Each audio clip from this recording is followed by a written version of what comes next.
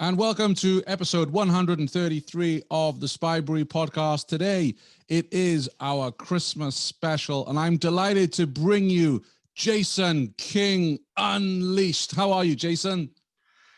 Nice to meet you at long last, dear boy. Nice to meet you. We've tried to do this before, but it's always been hijacked by that ne'er-do-well Craggs. But here we are. Well, last time, I remember he said we were going to arrange this, right? Because he's the fixer, old Craggs. You know, I can never get a hold of you, Jason. And I think you have your head stuck in a Clancy somewhere, and I can never reach you. And David organized this, and then he said, well, you were down the pub with Lemus and Jackson Lamb. I have got many close friends in the secret world, and I would count Jackson and Lemus amongst them. But Craggs is not a reliable narrator. He drinks a lot.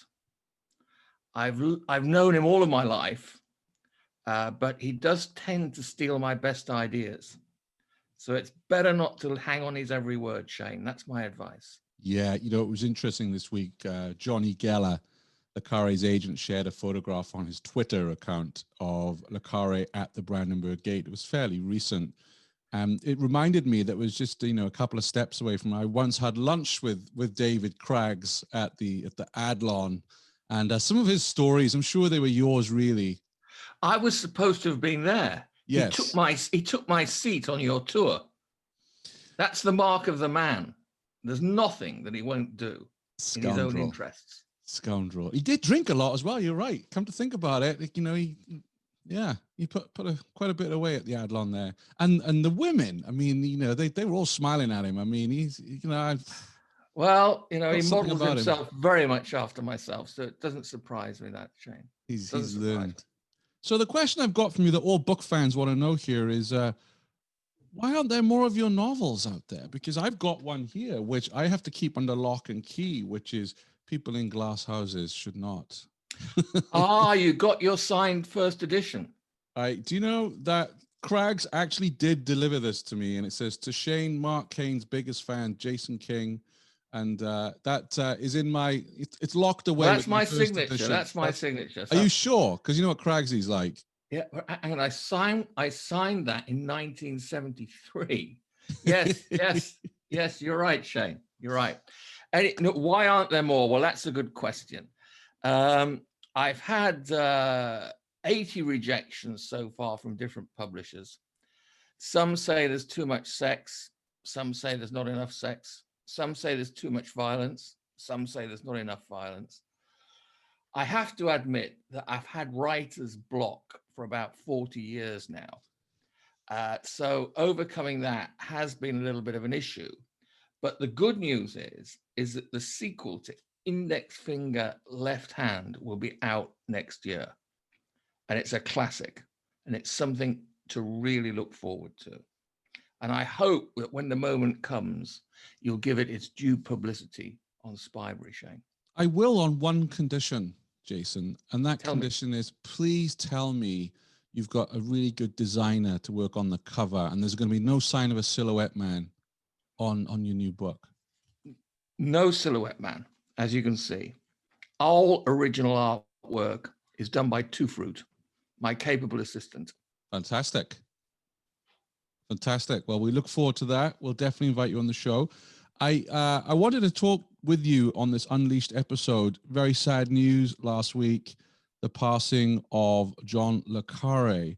And there has been a tsunami of tributes and articles. I mean, it's amazing to see how many articles there are out there. I can't keep up. You know, I send out the SIS briefing, and I had just to put a couple in there. I could have probably put 50 plus articles in there. What did John le Carré mean to you, Jason? Well, we have to be serious for a small minute, because the short answer to that is an awful lot, because there have been some fantastic tributes over the last week. And I mean, he was 89 years of age, but nonetheless, it's a very sad passing, because when you've spent so much time with somebody through his work, and you've had so many great experiences, it does mean a lot to his readers, you know, and and I'm sure they felt it. There was an article in The Guardian, not that I'm a Guardian reader, I hasten to add, but there was an article in The Guardian the other day, and I think it said something to the effect of the grown-ups have left the room. And really, le Carré was undoubtedly the sort of grown-up of the espionage business.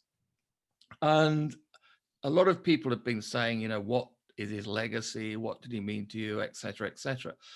Well, of course, I mean, his legacy is an exemplary body of work. I mean, the 27 novels that he wrote will live on for eternity. But I think more than that, actually, he's been a huge influence on or not more than that, but as much as that, he's been a huge influence on a new breed of spy writers. And when you look now at the likes of Mick Herron, Charles Cumming, Adam Brooks, Simon Conway, Henry Porter, the list is long, of British spy writers that will undoubtedly admit that they have been influenced to a great extent by le Carré's work. And I think that's a great legacy to leave behind, because not only has he left his own work, but he's left, you know, a team of fantastic writers who've chosen our genre to work in, and that's something that is amazing.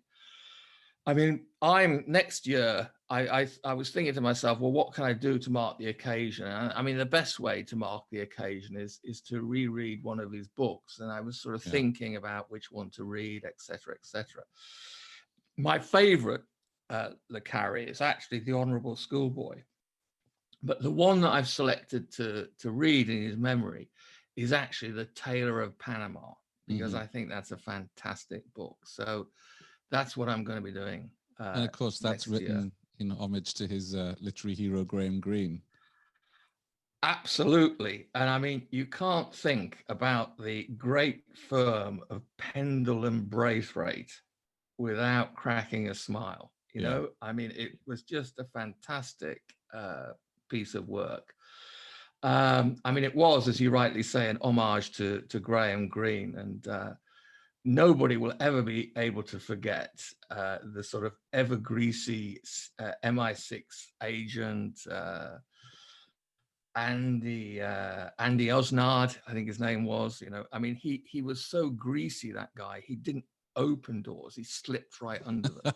Yeah, and I mean, it was just such a great thing. And the other thing about the Tailor of Panama that I really liked was the story behind the character that inspired Harry Pendell, which was effectively a London tailor called Dougie Hayward.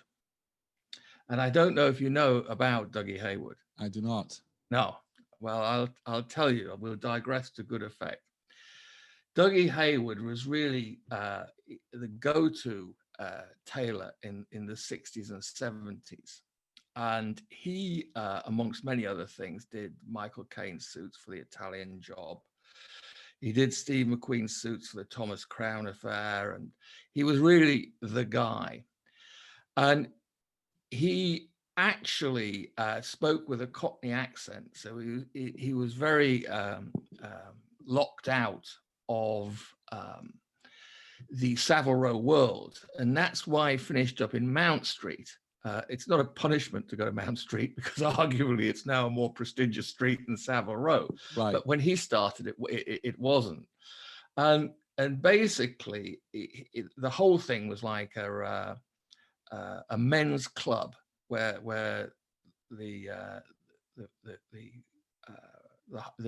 important people, not important, but artists of the day, movie stars, footballers, etc., went to Dougie Hayward, and he had this great scene going on in his salon in Mount Street. And evidently, John le Carré used to go up there whenever he finished a book, and he used to buy a jacket to celebrate. And obviously, he really, as the ultimate artist outside looking in, saw a fantastic opportunity with Dougie Haywood's character to embellish on that and build on that and to create the Tailor of Panama. And it's really a sort of, I mean, I never went to Dougie Haywood because at that time, quite honestly, I couldn't afford the ticket. But I did used to sort of walk past and was green with envy, you know, at what was going on there. But the lady that used to run Dougie Haywood's business, front of house, actually now works for Anderson and Shepherd. And she curates and runs their haberdashery store in London, which is, if you've never been there, you have to go because it's the best menswear store in the world, period. Right. And she was telling me all about this, and she was also she you know, met David Cornwell on multiple occasions when he'd been in and out the store, and I just thought it was such a great, you know, link, really. Yeah. And I just love that book. I just think it's a great book, and I think it's a lighter le Carré. It makes you laugh and cry in equal portions. And I also thought it gave birth to a very good film, actually, the John Borman movie that was made of it. And Pierce Brosnan was a hell of a lot better as Andy Osnard than he was as James Bond. Yes. Yeah. And there's a lot we could say here. And I think what I'd like to do is in January, maybe invite a few of us on so we can have a good hour and a half talking about le Carré's work. And I deliberately haven't rushed something out on the show because I want to sort of digest this. It was such a big shock, even though, as you say, he was 89. It was still a big shock last week. Yeah. And I think for me, what's been really interesting, Jason, is the amount of people who read le Carré who don't necessarily read espionage fiction, but they love his work. And I think that is an amazing quality to have as a writer. I know plenty of people who wouldn't touch a Fleming book, for instance, but love le Carré's work. And the amount of people who are coming out and saying, oh, I'm a le Carré fan, you wouldn't necessarily associate with the genre. And I think it's pretty amazing what he's achieved. Though I was listening to a wonderful interview, podcast today, actually. It was Nicholas Shakespeare, former literary editor at the Telegraph. Did you catch that one? I didn't know, but I've actually got his book to read. Right, Shakespeare's, which I think is called the Sandpit. There's a few. I to be honest, I wasn't familiar with his work, but he was. I've read the Dancer. I've only read one of his, The Dancer Upstairs, which is a very good book. Right. But the Sandpit is really supposed to be very good. So I'm looking forward to that. Yeah. Well, I ordered another one of his before we jumped on called Snowleg because a lot of it's based in old East Germany, so I'm kind of intrigued with that. Okay. But what got me with the interview is funny that definitely Shakespeare is part of the literati. I'm definitely not. Yeah. But there was still a lot of what he was saying. You know, he had a friendship with le Carré, so that was interesting. Even to a point where Shakespeare's old man studied with le Carré at Oxford. And he brought him to an event just before lockdown, and his old man said, "Were you spying on me, David?" And Cornwall was kind of like, "Oh, if only," you know. So even then, he's not going to say anything about the past. But you know, they said, "Oh, you know, The Naive and Sentimental Lover was a great work," and I'm like, "There we have to depart, Mr. Shakespeare." That's one of the very few books I've never been able to finish. Maybe I should go back to it. I don't know, but I think no, don't. Let the good memories live on.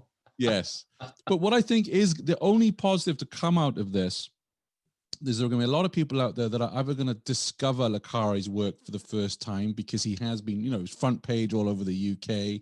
They might go and pick up a le Carré now and enjoy it, or people may go and rediscover. You know, they may have read le Carré in the 60s, 70s, never went back to him, and now go back into his body of work. And it reminds me of that Stranglers song, "Everyone Loves You When You're Dead." But in this case of le Carré, everyone loved him when he was alive. So whereas you know, Graham Greene kind of faded towards the end with le Carré. I mean, you know, Agent Running in the Field and Legacy of Spies weren't his 60s work, but still, I know. was able to. I mean, Anyway, one like of the things, one of the things that I find forever amusing when people talk about le Carré's work is they say stuff like, or sometimes they say things like, it's difficult, I didn't understand, whatever, whatever. And I feel like saying, hang on, you're supposed to concentrate. Yeah. This is what it's all about. You're supposed to concentrate. And if you concentrate, then it's not difficult to understand at all. Yeah. It does. I mean, I remember I struggled in my 20s. A small town in Germany, I remember vividly, was the first le Carré I picked up, and I didn't get on with it because I was expecting something else. I was expecting Fleming. Well, I suppose to some extent, it depends when you start reading, and it depends what you start reading, Yes. I always think that Dayton actually made a sort of a bridge to le Carré. And I often, because I read The Spy Who Came In From the Cold when I was really quite young. And I remember reading it with a sort of dictionary by the side. And every time I didn't understand something, I would be sort of delving into the dictionary, etc. And effectively, he not only did he entertain me, but he educated me through his work, and through that reading experience. But sort of being a child of the 60s, if you like, and being around when that sort of Bond spy boom was going on, I've always been of the opinion that Len Dayton really paved the way for the serious spy story, because if you'd had to go straight from Fleming to le Carré, it would have been sort of going from sort of marijuana to mainlining heroin, I've got no experience of that, Jason. I have to rely on you for that one. Moi non plus, but how I would imagine it to be. And, it's going from the sort of soft stuff to going to the hard stuff, and skipping everything in between. Yeah. Whereas, Dayton was really the architect of the serious spy story. And I also remember as well how quickly after the release of Dr. No, the movie, which created a flood of people buying and reading Fleming's novels, that once they had the Fleming experience, if you like, they all wanted, I can remember all my friends saying, they're great, but, we want something more serious. We want what a real spy is like. What's really going on, And then sort of Dayton came along with the Ipcris file, et cetera, and the rest, as they say, is history. But I think it's a bit like the Beatles and the Rolling Stones, I don't think the Rolling Stones would have had anywhere near the success that they did have without the Beatles. What's interesting to me, Jason, is, and someone mentioned this in our Spybrary group, that they're enjoying all the articles, appreciating le Carré. They don't like some of them that are putting Fleming down. And I get that. And it was interesting. We recently did the James Bond book club with Craig's Casino Royale. And there are elements of Casino Royale where at the end of it, 007 is saying, well, who really are the bad guys and what am I doing? And that almost deviated into le Carré style of writing, that there was that ambiguity. But then I think he departs from that. But interesting, I thought. Well, in the latter years, le Carré, there may have been a point, I don't know because I haven't really followed it. There may have been a point where le Carré put Fleming down, but what you have to remember is le Carré and Dayton were more or less the same age, right? And Fleming was an older man, and le Carré and Dayton were the cool kids on the block. They were the new kids on the block. So, it's a little bit like, I don't know, your hero Morrissey disrespecting Brian Ferry. I mean, we all know that Brian Ferry is a much better artist, but there are many Morrissey fans that may defer. But it's an age gap plays to this to an extent. You're right. No, I mean that we're just. I guess we're just blessed that we've had such fine writers and have such fine writers working in the genre. For those watching on YouTube, I just finished this morning this book, A Dandy in Aspic. All right, yeah. And Yeah. it's been on my list, it's been on my shelf for a long time. I thoroughly enjoyed it. And I'm starting to ask myself a lot more, what is it about these books, whatever book it is? What did I enjoy about it? What did I dislike about it? But here, I don't know, there was something about these old school, what I call old school writers, that today's writers, other than Mick Herron, Charles Cumming, really struggle to hit these heights. Because this isn't just a spy story, it's the way he sets the scene, builds up the character, the observation, the way that Derek Marlowe was describing Berlin in the 60s. Thoroughly enjoyed this work. And the challenge I have, and we've discussed this before, is I find it really hard to read contemporary stuff because there's a whole treasure trove for people my age who weren't around when this was published to go back and read these classics. It's an interesting point, and I don't know. I suppose to some extent it's a little bit like music. I always go back. I always finish up listening to Miles Davis at the end of the day, Right. because for me that's where it all started. Yeah. And there were some great authors. What is probably true as well is there were great authors around, but there were fewer of them.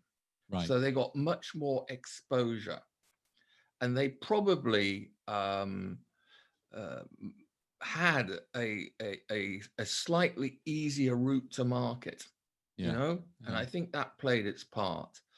I mean, I don't reread the old stuff an awful lot, but I do try and make room for it. And this year I read a book by a writer called Gavin Lyle, and he was a terrific writer.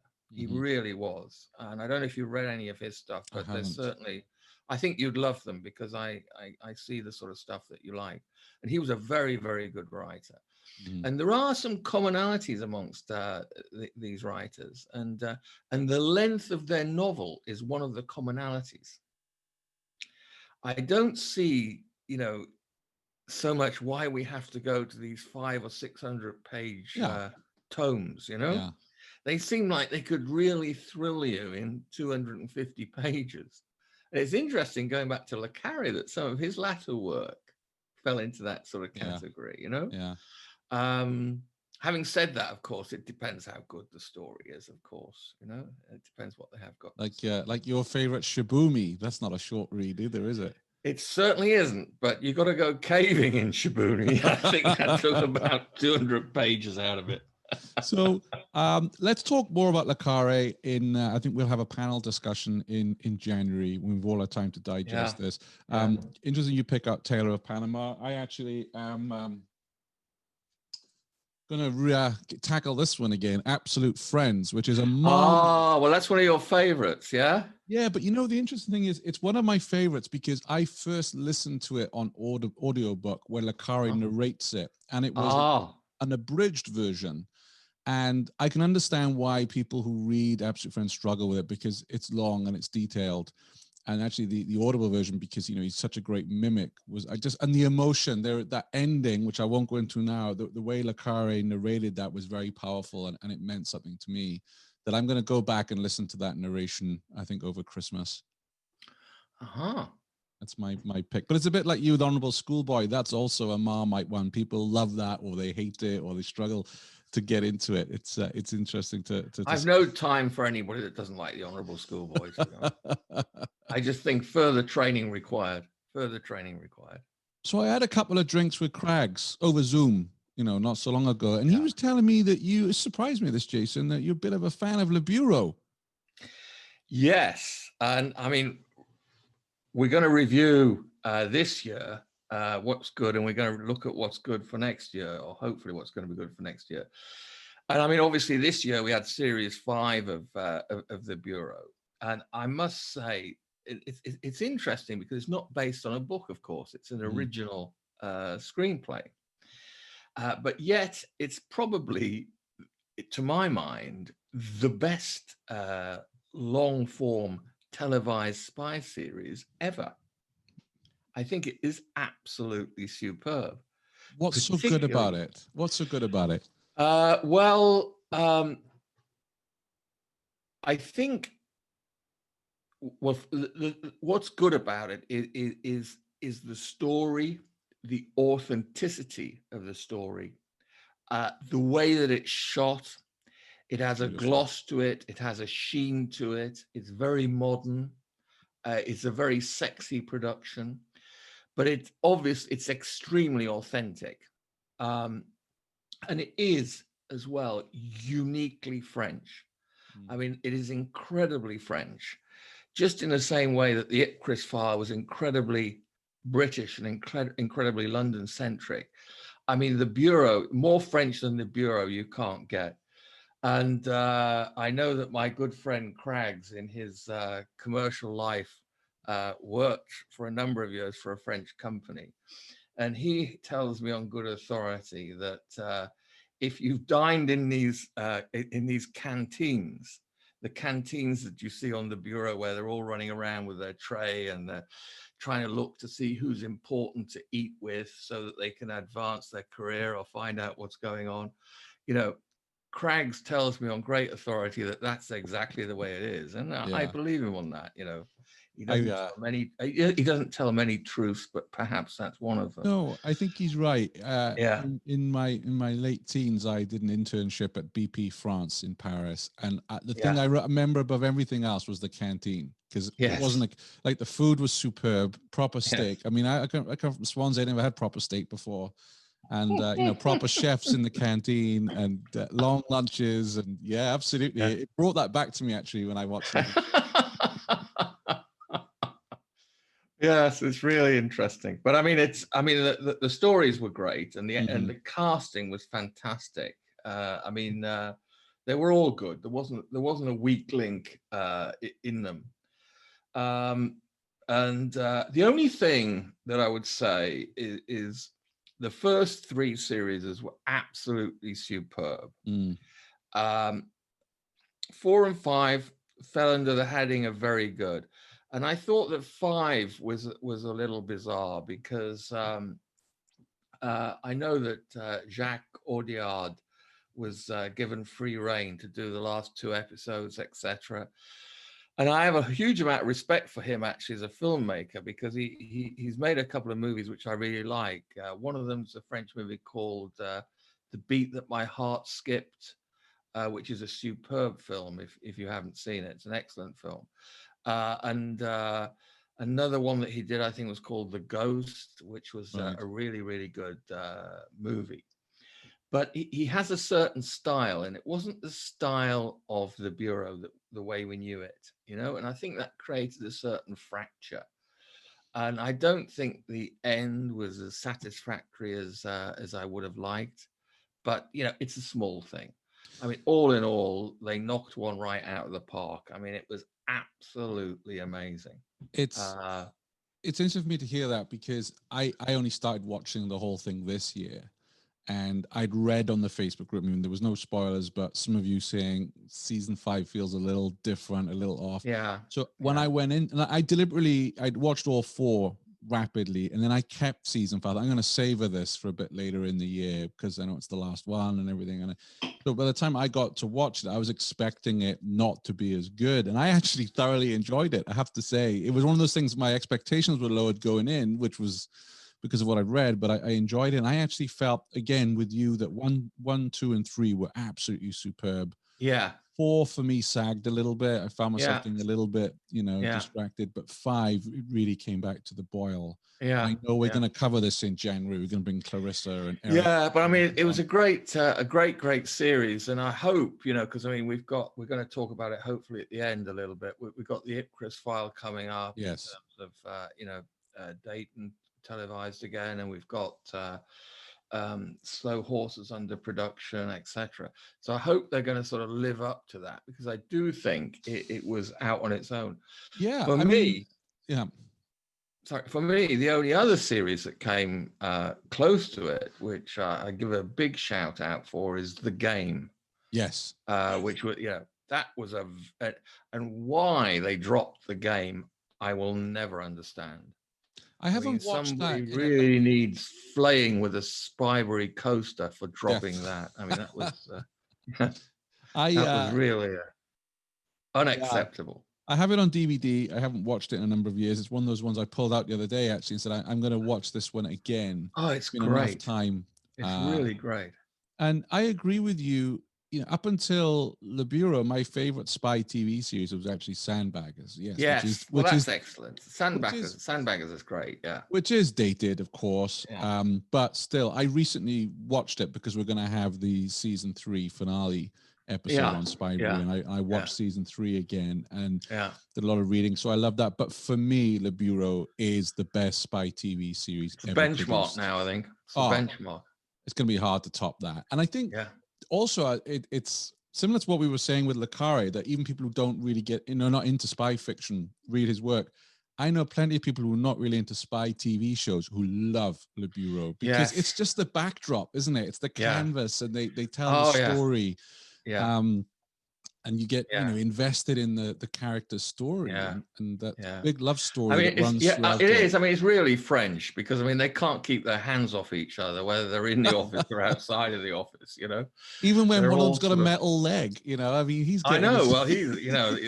Casanova with a metal leg. I mean, that's something else. But there you go. Yeah, I also thought the soundtrack was superb. The way they created the different moods in that. I don't know who. I should look into that. Maybe see if it's on vinyl. But again, I think it's very good. Very good. All right, so we will cover that in a roundtable coming up. So I wanted to talk about your picks of 2020. You come up with 3 novels that you really enjoyed. Let's start with the first one you've written here, The Stranger by Simon Conway. They've all got something in common, actually. I mean, we talked, or that ne'er-do-well Craggs and your good self talked to Simon Conway, the author of The Stranger, on a previous podcast. And I mean, it's been a good year in spy fiction. We've had a good crop. And I think that Simon Conway's definitely sort of stands out as one of the books of the year. I mean, he's got a very unique voice, and he's a great writer. He really is. And I came to his work actually in 2010 when he won the Fleming Silver Dagger with I forget if it's called A Loyal Spy or The Loyal Spy. I think it's A Loyal Spy. And I was hooked straight away on him. And after that, I read a book called Rock Creek Park, which he did afterwards. And then I read, The Agent Runner, which is a phenomenal book as well. But with this one, he's introducing, with The Stranger, he introduces a new hero, Jude Lyon, who is tasked by his boss, the boss of MI6 called Queen Bee, to close down a very embarrassing illegal rendition of an innocent bystander who was rendered to Syria when Syria was a friendly state. Difficult to remember, but that was the case at one point.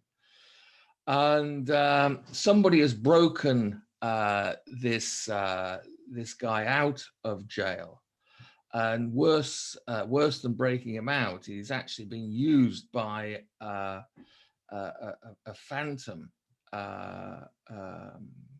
master bomber to front a sort of new and unspeakable terror campaign, and he's heading to London with this campaign. And Jude Lyon, is tasked with stopping his onslaught, and it is a great read. And one of the things that I think Simon Conway does remarkably well is his sense of place. I mean, he does the stands so well, whether it's Afghanistan or Iraq or whatever. You can feel the sand blowing in the wind when you read his stuff. I agree, and the boy can write, but also he has been to a lot of these hotspots around the world. And he has, and it shows, and it's in his capacity to mix, authenticity with fiction is really, really something else. And I love some of the characters that he develops as well. He's quite irreverent in a lot of things. I mean, there's a character in this book who's called Chuka Odunchukwa. Chuka Odunchukwa. And he is actually a QC of the Investigatory Powers Tribunal. And when you read about this guy, he's a dead ringer for an English politician called Chuka Umuna, who is no longer, he's one of these guys that flitted from party to party and then completely disappeared. And he does this beautifully. You know, you have the politics, you have these corrupt, embarrassing politicians, you get the whole sort of enchilada served up, and he does it remarkably well. He's really, really a top gun.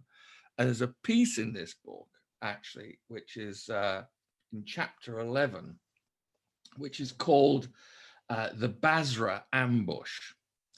And in it, he describes how this master bomber kills 25 British servicemen in Iraq with this bombing that is laid out.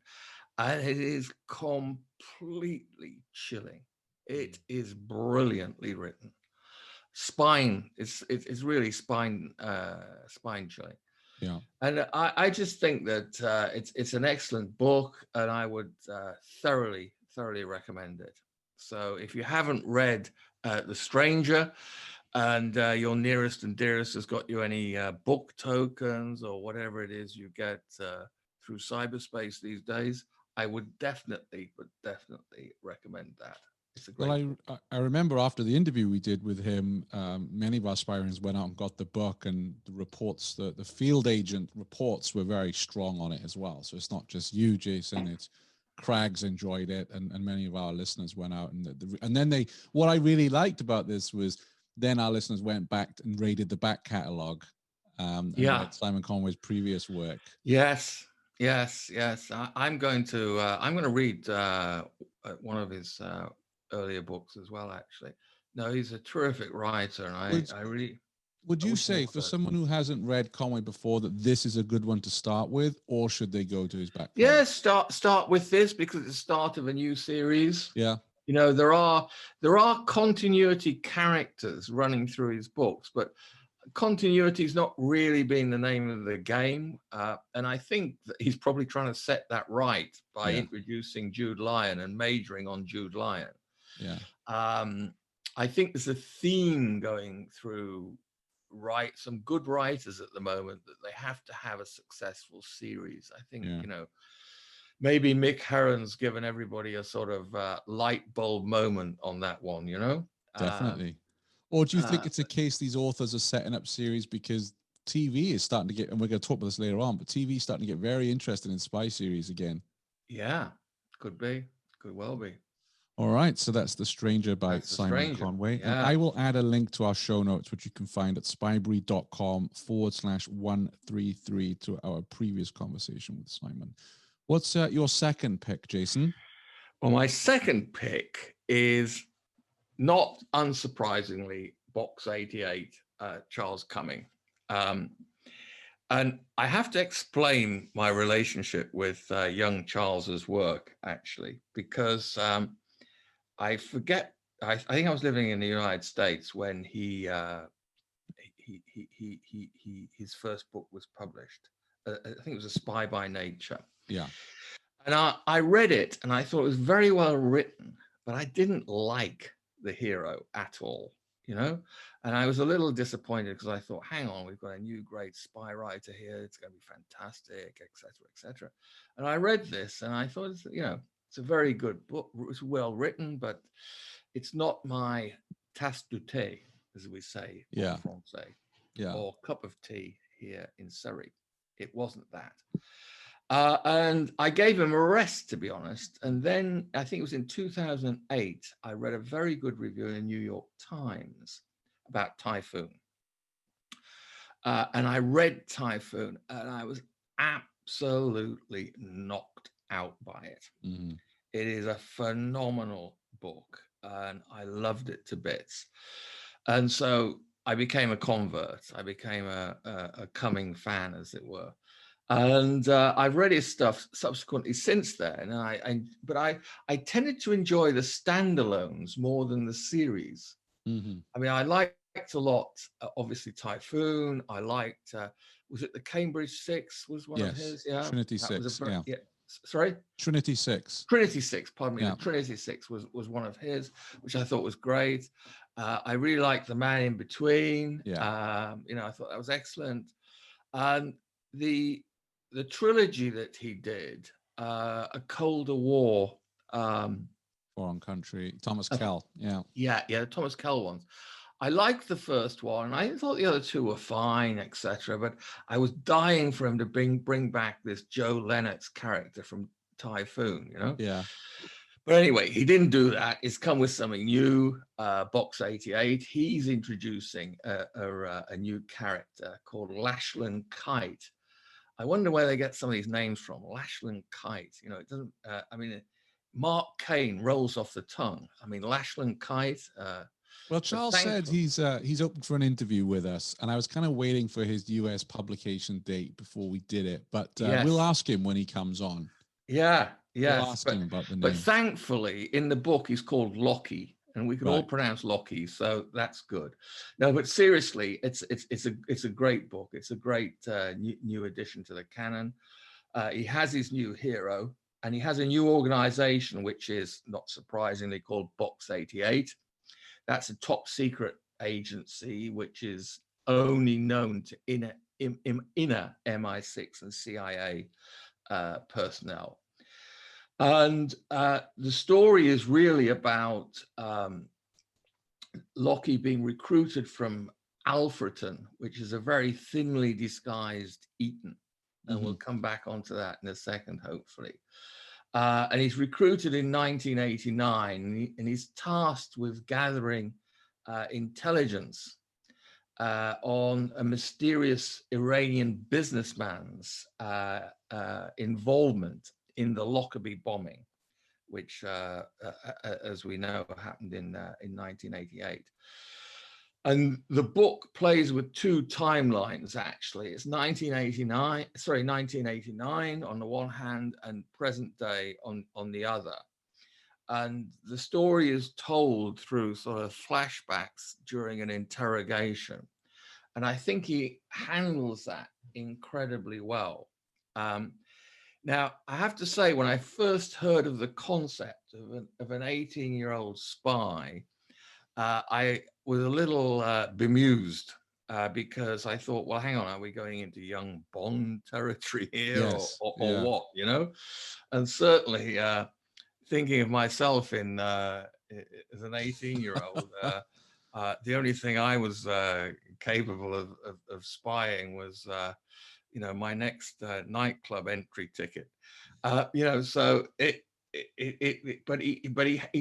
handles that very, very well, actually. And when he's talking, well, when the story is portraying an 18-year-old, he portrays the 18-year-old very, very well. And of course, it's an 18-year-old who's had a phenomenal education at this Alfreton school, albeit he has a bit of a dysfunctional background, which adds some color to it, etc., etc.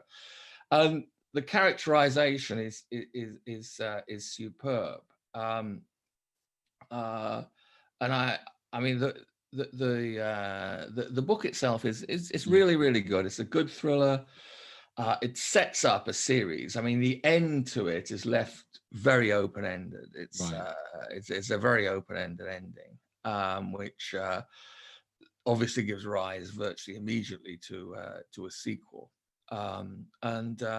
No, I enjoyed it. I enjoyed it a lot. So I thoroughly recommend that. Yeah. But I have a question. I can't understand why all these old Etonians are not mentioned, because I think that young Charles went to Eton himself. Yeah. And I don't know why they're trying to sort of step away from Eton, and he disguises it as Alfreton when it's clearly Eton. They call it. master's beaks and so on and so forth. Yeah, he said something on our group because somebody asked him that, and I forget what his answer was. I'll dig it out and put it in the show notes. Somebody asked him that, and yeah, I don't know if it was copyright or whatever, or maybe maybe old Etonians are embarrassed about the politicians that they've been sort of turning out of late. Yeah. But I mean, they shouldn't be embarrassed about the thespians that they've been turning out, because there's some fantastic actors coming out of that school, you know? It's interesting what you say about A Spy by Nature, because when I was reading A Dandy and Aspect, which is basically about a double agent, but I was rooting, and I asked myself, but why am I rooting for a Soviet double agent? Because he was likable and he was a dandy. Yeah. I mean, you know, it's interesting how it's like, no, I shouldn't be cheering for this guy. Like he's against the West, you know, but it's like, you can't help but like the guy. Yeah. No, it's good. No, but so you know, Box 88 definitely one to go with. And it's, and again, that'll be a series. So the new one will be coming out, you know? Yeah, I just hope he gets his US date soon for publication. I mean, yes, in this day and age, we can all order it online. Why but a book as good as that hasn't found a publisher in the biggest market in the world, or maybe he hasn't. I don't know. Yeah, but you know, our American brethren are certainly missing out. That's for sure. Because Heron's books are available here. You know, I always see Heron's. Yeah, he's with Soho Press though, and they are a bit avant-garde. I mean, I like Soho Press a lot because they're prepared to take risk. I mean, they published a lot of, just to digress slightly, Ted Lewis, who was a very you're talking about Craggs. That man has given me nightmares because he recommended that I read GBH by Ted Lewis, and the ending of that book, I haven't slept since. Oh, he got the idea from me. Yeah. the guy's a fantasist. Yeah. Yeah, so they take risks, so I guess that's why, and it's paid off for them, I would imagine. But it's probably only paid off for them on the East Coast and the West Coast.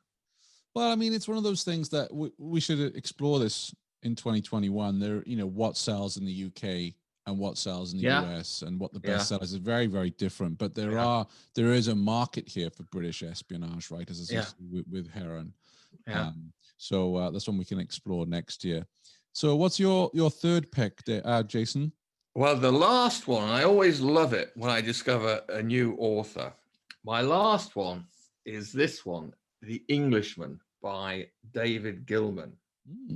Now, David Gilman is not a new author. He actually has written a number of very successful historical thrillers. They're called the Master of War series. I haven't read any of them, I hasten to add. He's also written a sort of World War II thriller, I think, called Night Flight to Paris. I haven't read that either. But I read The Englishman because I read a very good review about it. And it is an absolutely, it's a stonking book. Wow. And it will appeal hugely to fans of Frederick Forsyth and fans of a book called I Am Pilgrim by Terry Hayes. It's a real, what I would describe, it's a real international thriller. And he does it extremely well. Now, there's a lot of action in it.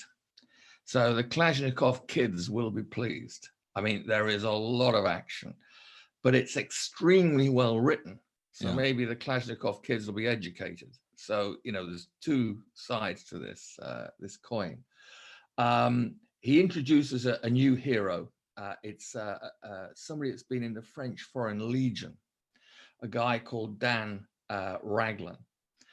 And what is interesting about it is that obviously this is a start of something new, and the film rights have been sold, by the way. It's been going to be really? a big, wow. It's going to be a big movie. Yeah.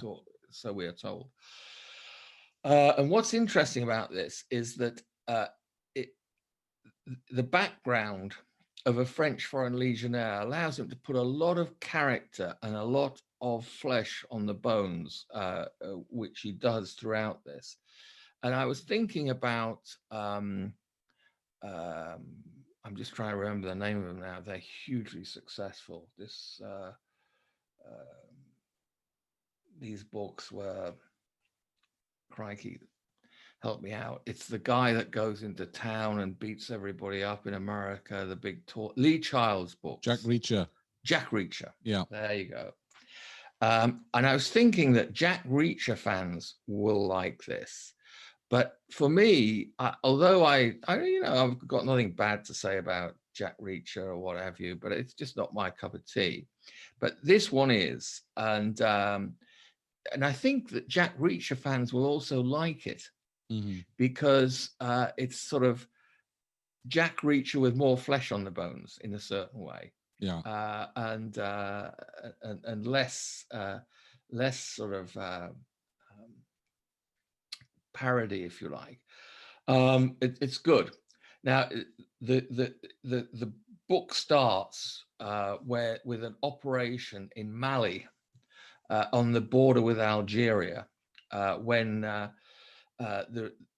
op that Raglan is involved with, when he's a French legionnaire, is massively compromised, and he himself is injured in that attack, and it's compromised by some rogue intelligence agents. And the aftermath of this screw up really echoes around the world. And without giving too much away, it manifests itself in the assassination of 4 Moscow CID policemen. It manifests itself in the kidnap and murder in London. And it also compromises a very long-running MI6 operation. And Raglan has to pursue the villain in the piece to the end of the earth. And it climaxes in Russia's most notorious penal colony. And it's one of these books that if you just suspend belief and just go with the flow, you'll have the ride of your life. Right. There's nothing that's unbelievable in it when you take each instant on its own merits, but obviously it's the pace of the thing that you just have to suspend belief and go with it. And I think it's great. I thoroughly enjoyed it, and I would really recommend it. And it's very rare you recommend a book with tons of action in it. So now I'm intrigued, because your recommendations are one I tend to agree with and enjoy those novels you recommend. So interesting choice. I think you like this. I mean, if you like The Day of the Jackal, or if you like, you like Simon Conway. I mean, Simon Conway is not devoid of action, but this is really a sort of, I hesitate to call it a thriller of the old school, but it is in a certain way. Well, I think some of the problem with these action novels are, America kicks ass. I have my Budweiser one hand and the blonde in the other, and I'll take out 50 insurgents. That's what. No, it's not like that. I mean, there's a scene in this book where there's a kidnapping in London, and it is brilliantly done. Right, brilliantly done. I mean, you can't doubt that. Just in the same way that when you read bombs going off from Simon Conway, you can't doubt that if a kidnapping was going to be done in London by some real serious spies, this is how it would be done. It's very, very good, very good. When was the book published? Was it this year? It was. I just got it. Actually, I got it 2 weeks ago, and I read it in two sittings, as they say.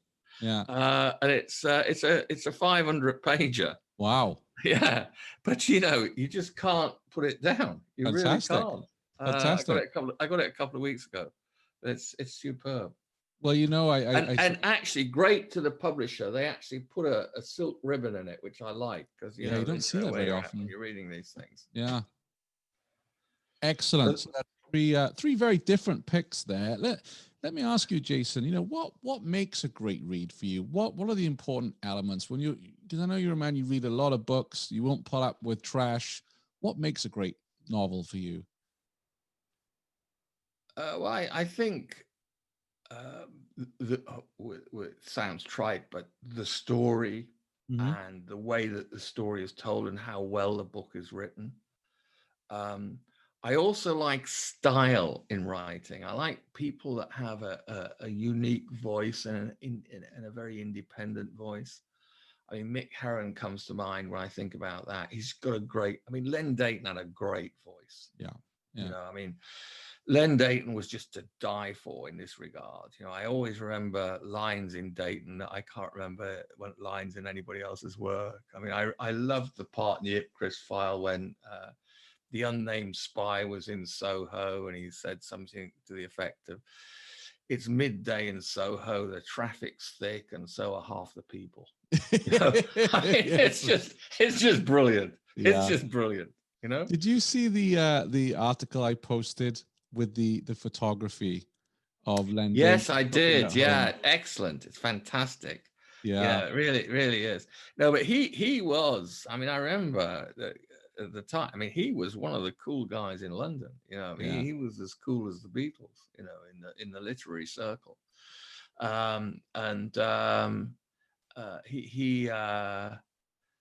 It's so funny that the whole thing happened by accident because he wrote the book to entertain himself, and then he's at this party and he says to this publisher or agent or whoever it was, "Oh, I've got a book as well." And he expects the guy to say, "Oh, gold." And he said, "Oh, well, send it to me."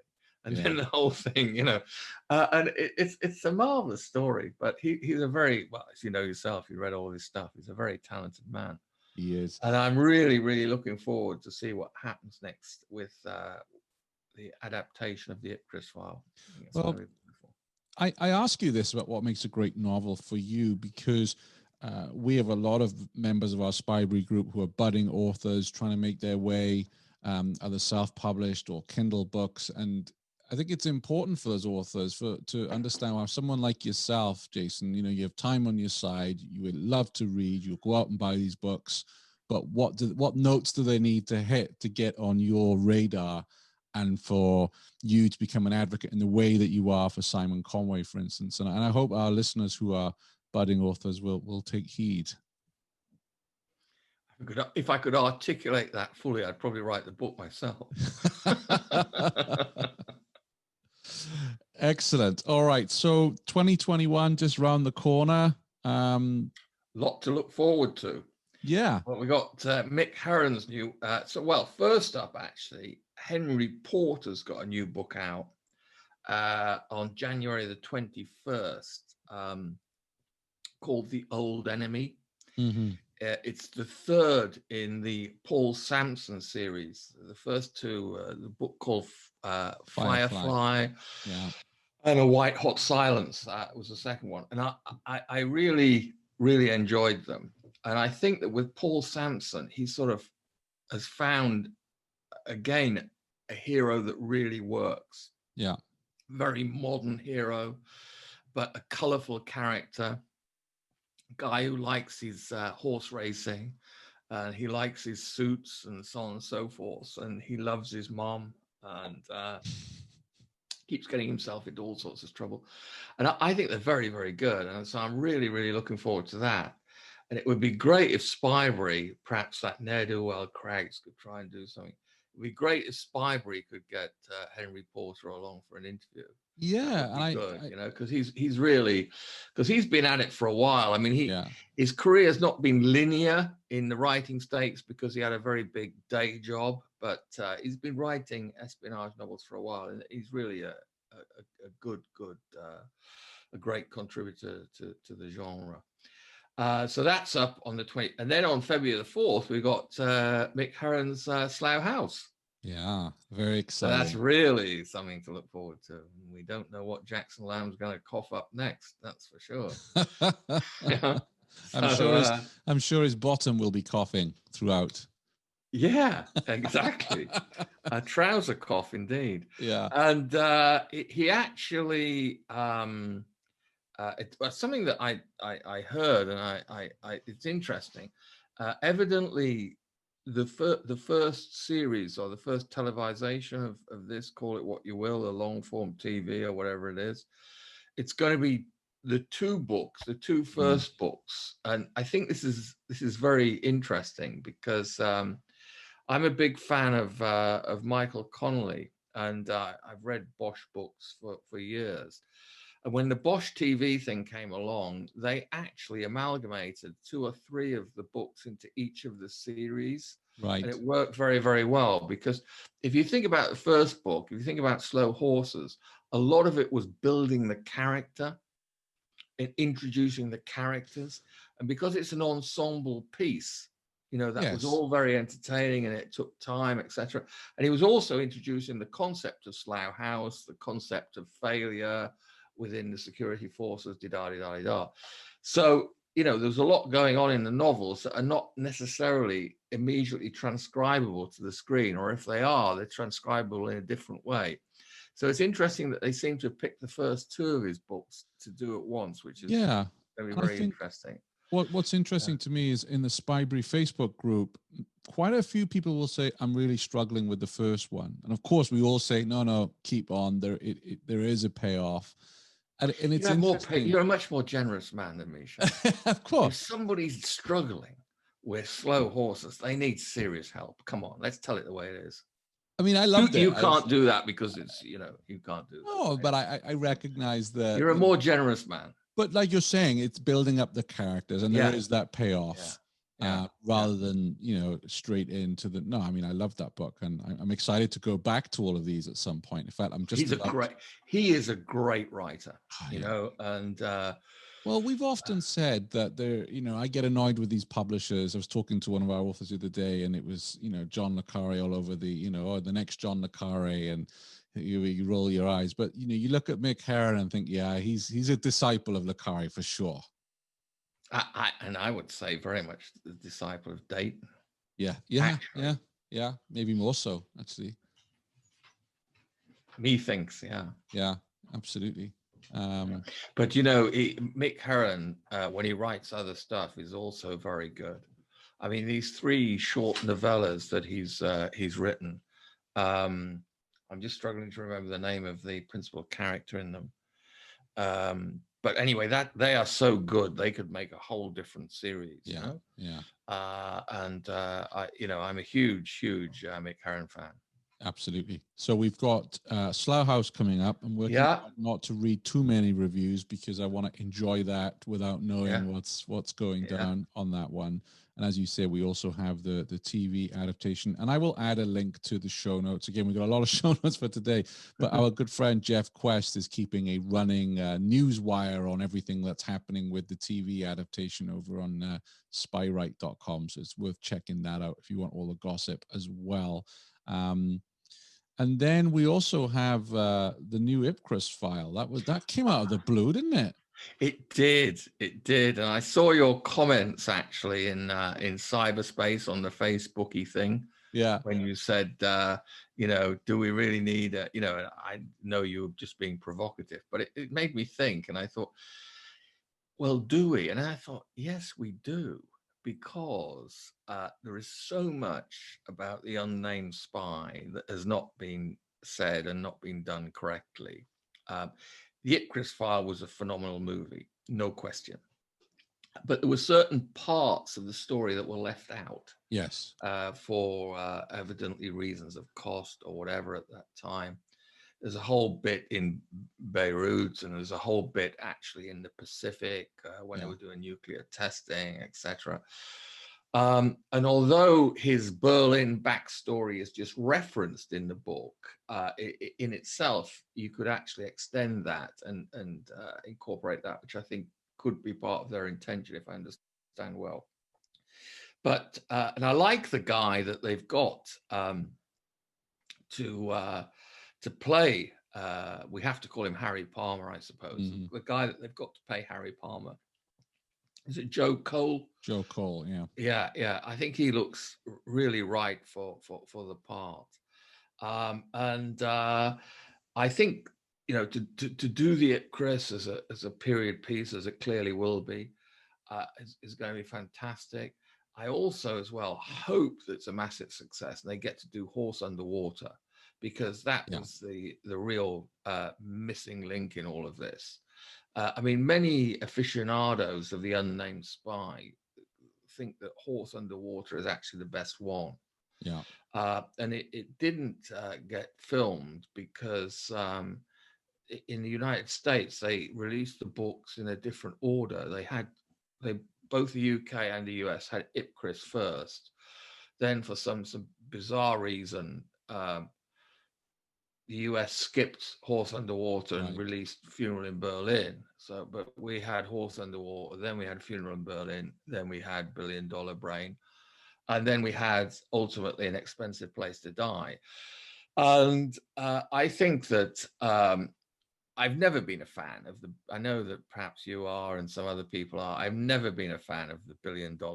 No, I'm not. No, I'm not. I'm not a fan of it. I think that whoever came up with that.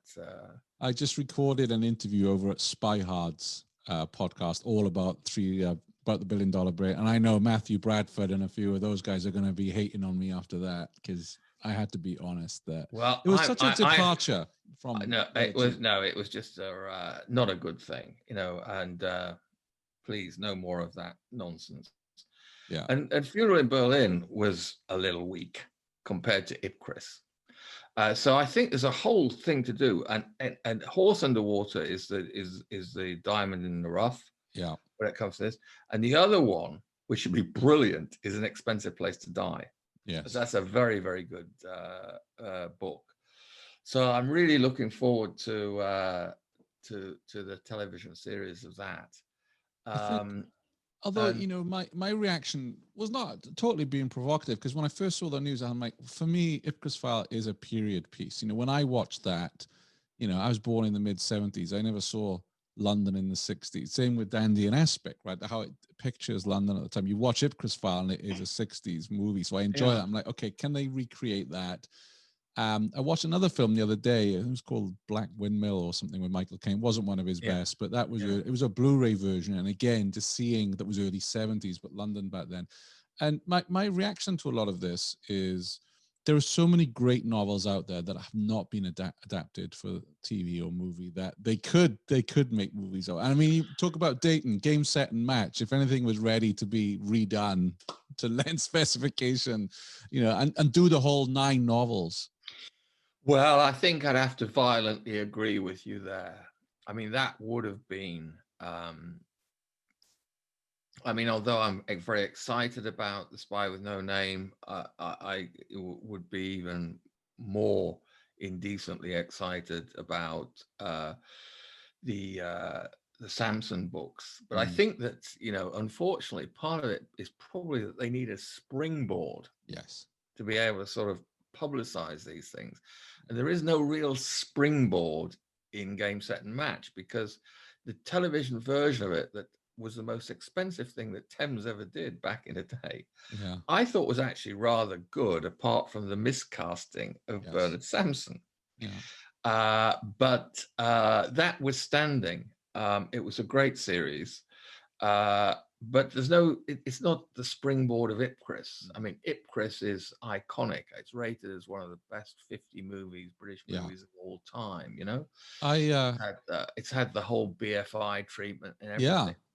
So they're going to come big with that. And, Santa Claus is bringing me the Blu-ray of Ipcris File, and good. So that's what good. So I'll have a nice glass of scotch and put my feet up and watch that over Christmas. Somebody loves you if that's happening. Somebody loves you. That's been a good boy this year. There you go.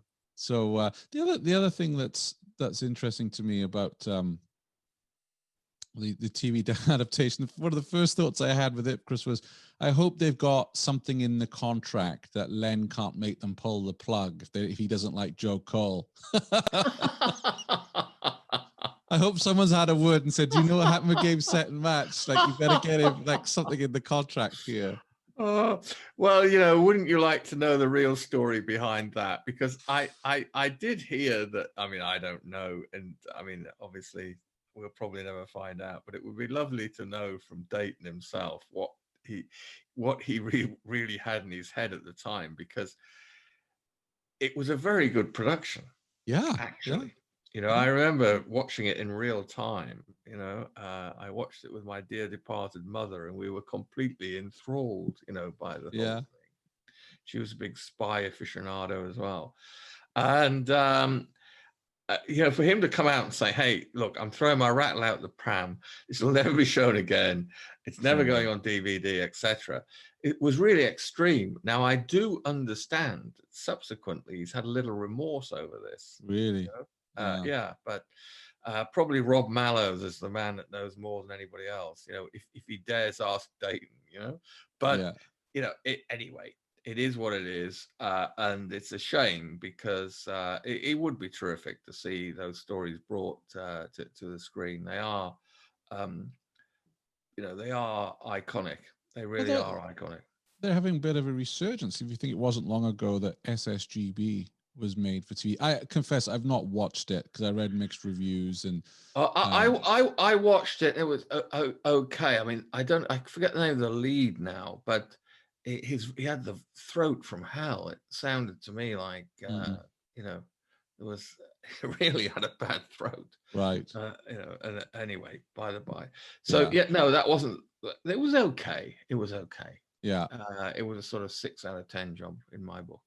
But anyway, I'm really excited about that. And I'm very excited actually as well that Dayton's getting his induction into Penguin Classics. Yes. And I hope they do something decent for him, do some really nice covers and have some good marketing. I actually, when I saw your thing online about the photographs of Dayton, wouldn't it be great to have a cooking apron with the cover of Raymond Hawkey's Ipcris file on the front of your apron? Yes, I mean, I would buy one of those, wouldn't you? Yeah. I mean, I know you're sporting your Spybrary thing right now, but when you're not wearing that, you'd wear your Dayton apron with without a doubt. Absolutely. And also, and also on this one as well, I think something with an apron apron glass houses. Yeah, absolutely, absolutely. Well, Shane, next year. Yes. Index finger left hand. Yeah, absolutely. No, it's interesting about Spy TV though, because I'm actually watching the final 2 episodes of what in England was called Spooks, and over here it's called MI5. Now, I did watch these years ago, and that's been an interesting TV series because there were 10 seasons, which is quite rare for the UK that we have 10 seasons of something.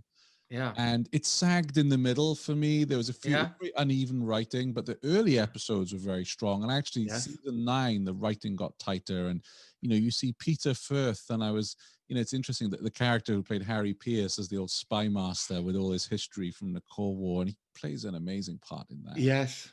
No, it was good. It was good. I'm looking forward to finishing that tonight. And of course, it's funny because Simon Russell Beale plays the Home Secretary, who was the voice of Smiley in the BBC dramas. So I keep thinking of Smiley. Yes, and very good they were as well. Very good they were. Yeah, they're excellent, those BBC productions. They really are. But it's like you say with Le Bureau. So I watched season 5, and then I went across to Deutschland 89, which is the third part in that trilogy, and it was well shot, and it's set obviously in 1989. But for me, that was like going from lunch at Le Caprice with Le Bureau and then going to McDonald's for tea, because it. And Deutschland 89 is fine, but just when you go from Le Bureau to something else that's not as well shot, not as glossy, not as good soundtrack, it was quite. It's going to be tough to get anywhere near Le Bureau. It is. But where there's a will, there's a way. There is. Jason, thank you for coming on the show today. Really appreciate you talking about your picks of the year, what you're looking forward to in 2021, and your thoughts on le Carré. And hopefully we'll get Craggs on a bit more next year. You need to have a serious word with him. give the boy a turn. Yeah. He's getting on. He needs all the help he can get. But anyway, thanks very much, Shane. Thanks for doing Spybrary, and a happy Christmas to anybody that's lucky enough to tune into our dulcet tones. Yeah. Absolutely. Thank you. Cheers. All the best, Shane.